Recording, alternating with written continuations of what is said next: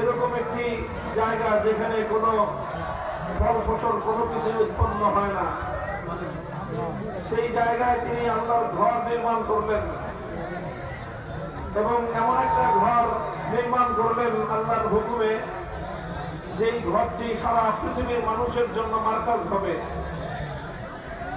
এরকম একটা ভৌগোলিক জায়গায় যেখানে মানুষ নাই, জন নাই, রাস্তা নাই, ঘাট নাই, মানুষের জন্য প্রয়োজনীয় জীবনের উপকরণ পর্যন্ত সেখানে নাই, সেই জায়গায় একটি ঘর, সেই জায়গার একটি কেন্দ্র কিভাবে সারা দুনিয়ার মানুষের জন্য মার্কাজ হয়, সারা দুনিয়ার মানুষের জন্য কি করে সেটা কেন্দ্র হয়।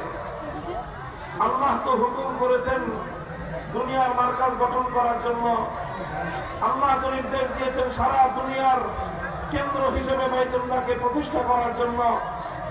ইব্রাহিম আলাইহিস সালাম তো আল্লাহর হুকুমে সারা দুনিয়ার জন্য সেই মার্কাজ প্রতিষ্ঠা করলেন, কিন্তু সেই মার্কাজ হবে কিভাবে? দুনিয়ার সমস্ত মানুষকে এখান থেকে কিভাবে পরিচালনা করা হবে? সারা দুনিয়ার মানুষ কিভাবে এই মার্কাজের দিকে রুজু করবে? মুহতারাম হাজিরিন, এজন্য ইব্রাহিম আলাইহিস সালাম আল্লাহ পাক রব্বুল আলামিনের কাছে একটা দোয়া করলেন যে একটা মার্কাজ কোনদিনও তার মার্কাজিয়ত কায়েম করতে পারে না, কোন একটা মার্কাজ কোনদিনও দুনিয়ার মানুষকে নেতৃত্ব দিতে পারে না, কোন একটা মার্কাজ সারা দুনিয়ার মার্জা এবং সারা দুনিয়ার মানুষের জন্য আশার স্থল, আকাঙ্ক্ষার স্থল, মানুষের প্রত্যাবর্তন স্থল ততক্ষণ পর্যন্ত হতে পারে না যতক্ষণ পর্যন্ত মার্কাজের মধ্যে একজন মার্কাজি ব্যক্তিত্ব সেই কার্যক্রম পরিচালনা না করে।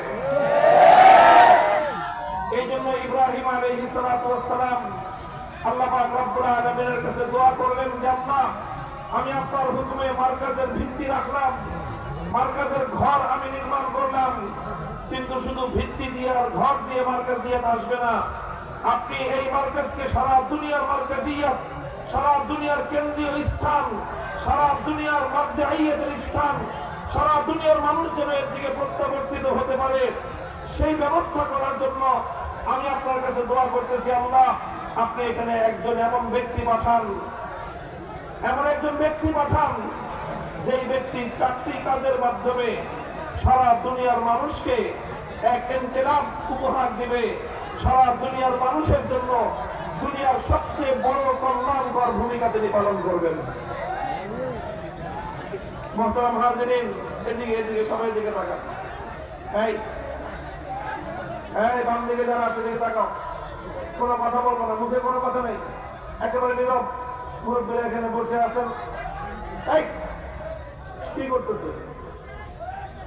যে কয়টা লোক দাঁড়ায় আছে পারলে বসে পড়ো, না পারলে তোমরা সরে যাও।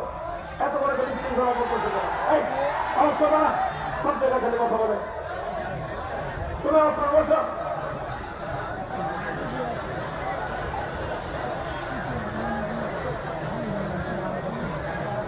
যে কোনো ভাবে বসে পড়ো, একজন এখান থেকে বসো, বসো বসো বসো, কোনো আওয়াজ নাই ভাই, সালাম করবেন না। খুব কঠিন অবস্থার মধ্যে কথা বলতে হইতেছে, বুঝতে পারতেছেন না আপনারা, লক্ষ্য রাখেন এদিকে। তাহলে বলতেছিলাম যে ইব্রাহিম আলাইহিস সালাম আল্লাহ পাক রব্বুল আলামিনের কাছে দোয়া করলেন যে একজন মার্কাজি ব্যক্তি পাঠান, যে মার্কাজি ব্যক্তিত্বের মাধ্যমে, কেন্দ্রীয় ব্যক্তিত্বের মাধ্যমে সারা দুনিয়া ব্যাপী এই বাইতুল্লাহ শরীফ দুনিয়ার সমস্ত মানব গোষ্ঠীর জন্য একটা প্রকৃত কেন্দ্রে পরিণত হবে এবং সারা দুনিয়ার মানুষকে এখান থেকে পরিচালনা করা হবে। তিনি একজন ব্যক্তি পাঠানোর জন্য আল্লাহর কাছে দোয়া করবেন। কেমন ব্যক্তি? যে ব্যক্তির মৌলিক কর্মসূচি হবে চারটা। কয়টা কর্মসূচি? চারটা। ربنا وبعث فيهم رسولا منهم يتلو عليهم آياتك ويعلمهم الكتاب والحكمة ويزكيهم إنك أنت العزيز الحكيم। ইব্রাহিম আলাইহিস সালামের সেই দোয়া কবুল হওয়ারই ফলাফল ছিল যে আল্লাহ পাক রব্বুল আলামিন ঐতিহাসিক বর্ণনা অনুযায়ী প্রায় 6000 বছর পরে ইব্রাহিম আলাইহিস সালামের দোয়ার বরকতে আল্লাহ পাক রব্বুল আলামিন বাইতুল্লাহ শরীফের পবিত্র শহর মক্কা নগরীতে আল্লাহ পাক আখিরি নবী মুহাম্মদুর রাসূলুল্লাহ সাল্লাল্লাহু আলাইহি ওয়াসাল্লামকে প্রেরণ করেছেন এবং তিনি ইব্রাহিম আলাইহিস সালাতু ওয়াস সালামের সেই দোয়ার কথাগুলোই তিনি দুনিয়াতে এসে বাস্তবায়ন করেছেন।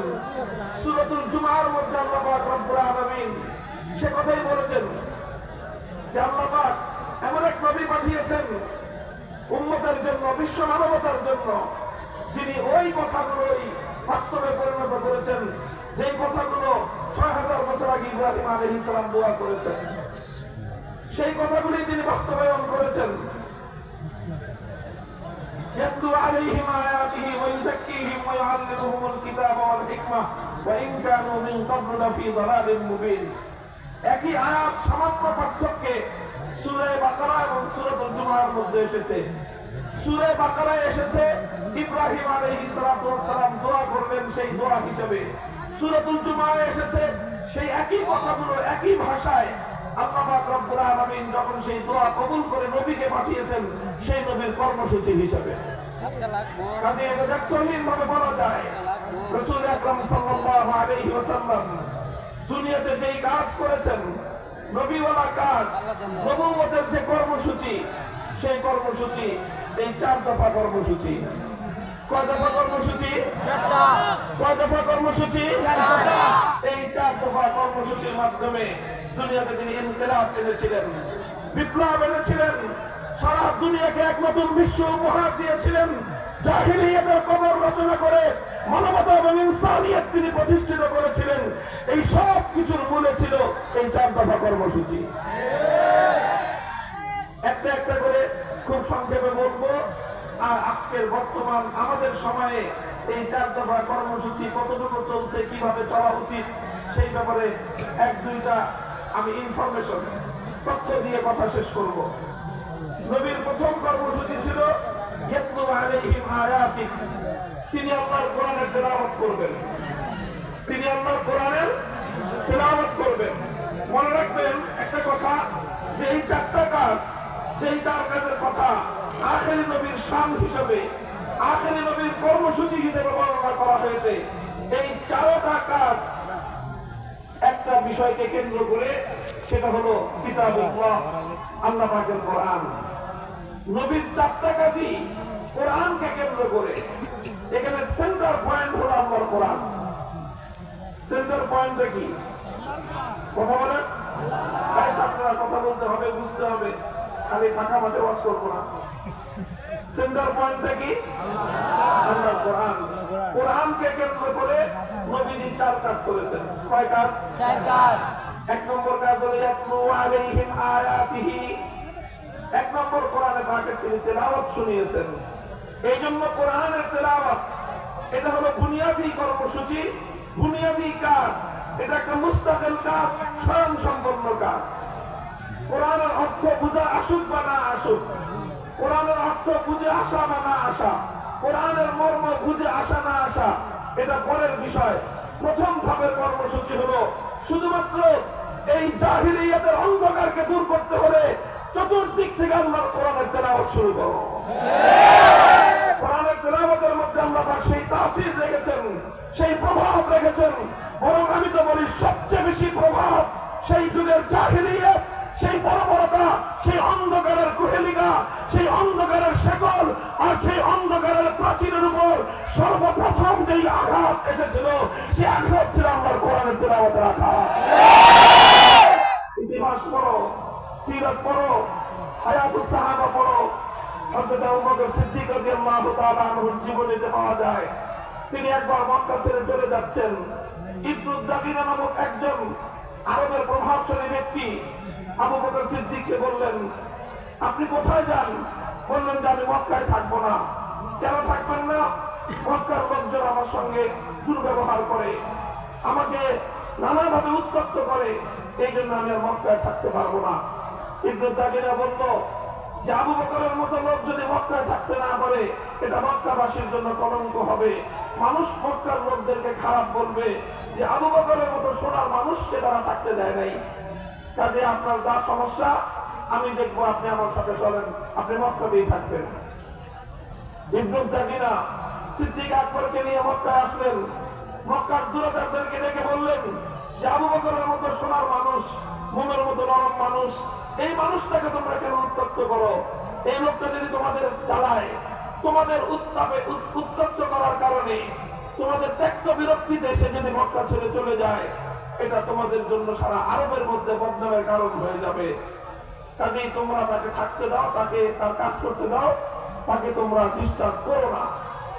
মক্কার লোকজন একটা কথাই বলেছিল, ঠিক আছে আবু বকর থাকুক,